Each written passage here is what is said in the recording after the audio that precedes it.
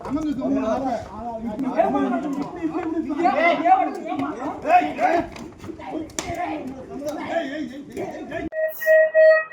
పేరు అనుపల్ రమేష్. నేను Tummalapeta sub station నందు 12 సంవత్సరాలుగా పనిచేస్తూ షిఫ్ట్ ఆపరేటర్గా పనిచేస్తున్నాను.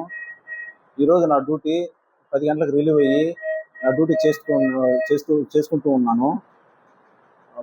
13:30కి శ్రీరాంపురం ఆక్వా ఫీడర్ ఎల్సీ తీసుకున్నాడు.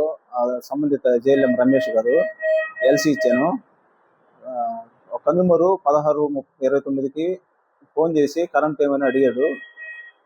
అడిగిన అతనికి నేను లేదు సార్, ఒక అరగంట పట్టుద్దని చెప్పాను. చెప్పినా కానీ అరగంట పట్టుద్దని నాకే చెప్తావు అన్నట్టు అతను నా మీద విపరీతమైన బూతులు మాట్లాడాడు. నన్ను చంపేస్తానని అన్నాడు. అతని పేరు పామంజి శ్యాము అనే అతను నా మీద చంపేస్తాను, నరికేస్తాను నా కొడుకు అని అన్నాడు. సరే నరికేదే చంపేదేందో ఆఫీస్లో ఉన్నానయ్యా రాయి అని నేను అన్నాను. ఒకసారిగా అతను 10 మందితో ఒకసారిగా వచ్చి నా మీద దాడి చేసి అడ్డం వచ్చిన జేఎల్ఎం రమేష్ని కూడా కొట్టి నా మీద దాడి చేసి నన్ను చంపేస్తానని చెప్పడం, మా ఆఫీస్ అద్దాలు పగలగొట్టి విపరీతంగా